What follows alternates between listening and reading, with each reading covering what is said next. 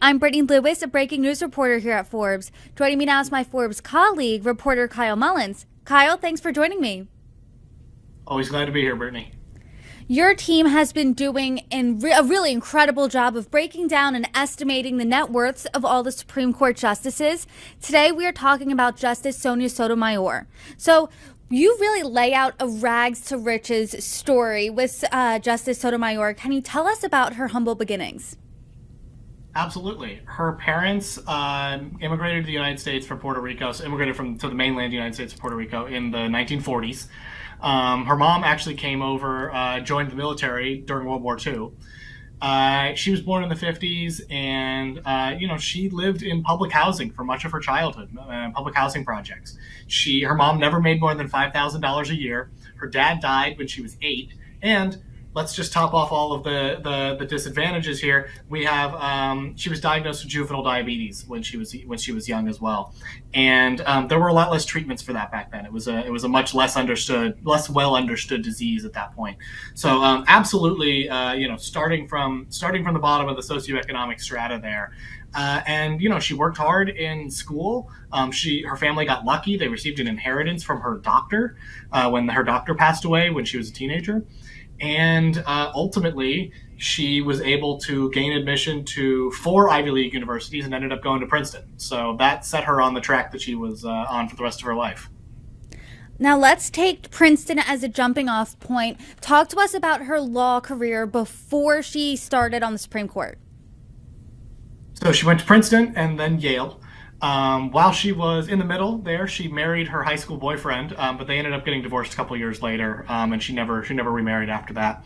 After she went to Yale, she secured a position at the DA's office in New York City. So she was working as a line prosecutor, basically. And developed a reputation as a very thorough prosecutor, going after everything from misdemeanors to child sex crimes to everything in between. I mean, she had a very broad portfolio while she was there. After a little while there, she decided to shift her focus and go into private practice. She ended up signing up at Pavia and Harcourt, which is a firm that at the time and still today specializes in representing European corporations doing business in the United States.